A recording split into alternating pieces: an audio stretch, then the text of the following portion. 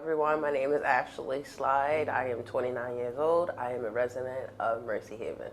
I suffer with bipolar depression, anxiety. So it's less depression now. It began with depression, turned into serious manic bipolar, and now it's turning to light anxiety, which I'm working on that now. The bipolar I discovered in high school.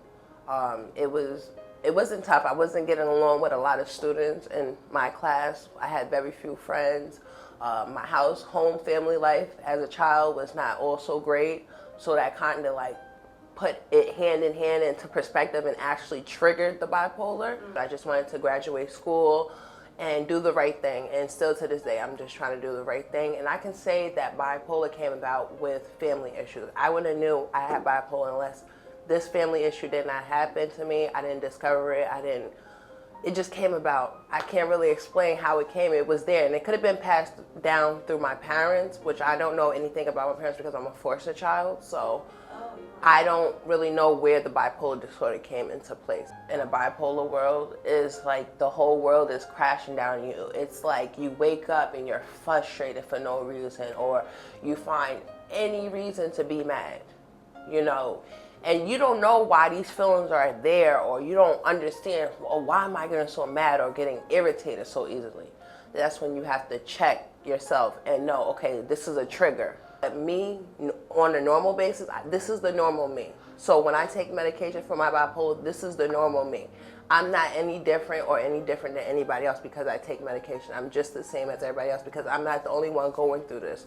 Christopher is like my therapist, so to speak, and not in a way, but he's the reason, like when I start to get frustrated, and I don't get frustrated with him, but he's the reason why, like if I'm having a bad day, he'll come up to me and give me a hug. Like that means a lot to me, you know what I mean? Because it's like, when I don't want to call that family member just to vent about my personal business or what I'm mad about. My son is a child. He don't understand what an adult life is yet. He's just learning. He's just growing. So when he sees mom, he's a little sad and she's crying.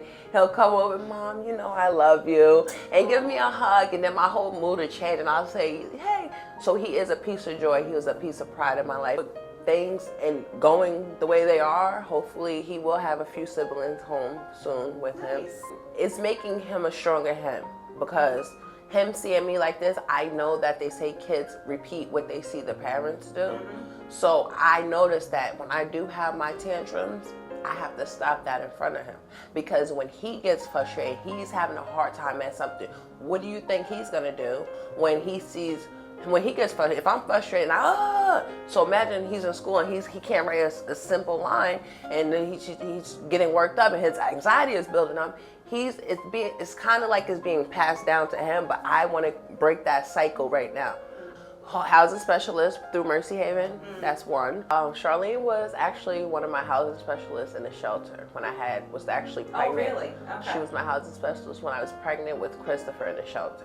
Wow. So she actually knows me from pregnancy up until where we currently are today, my housing specialist, which I thought that worked out perfectly, because it was like she knew my history from the shelter days with my bad, my good, my bad, my ugly, but she also knew what my goals were and what I was focusing on for the next 4 years. She never has misled me. She's always been there for me, and she still is. Family Service League, which is my medication therapy management group. To say my coworkers that I work with, they're very nice. I have a few coworkers from the past that I talk to. Chris has, family, cousins that he can play with, My future hope is definitely to be a family oriented with my husband reunited. Christopher having siblings. Like my goal is to be a foster parent. So, full-time homeowner, full-time business owner. I would like to make a change in the community and start, once I get my goals done, then I can work on the community, because I have to work on self first, and then I want to actually be interacting in the community and try to change lives and save people's lives from the negative aspects of what they see. So I want to be able to do community service without saying that I'm doing it and want a reward for it. I just want to be able to go out and say I did this for the community and feel good about it. Yeah. I'm glad that I did this interview with you guys, because it needs to be heard and others need to hear that this is not just a program to take from you, it's to help you. And I just want to say thank you.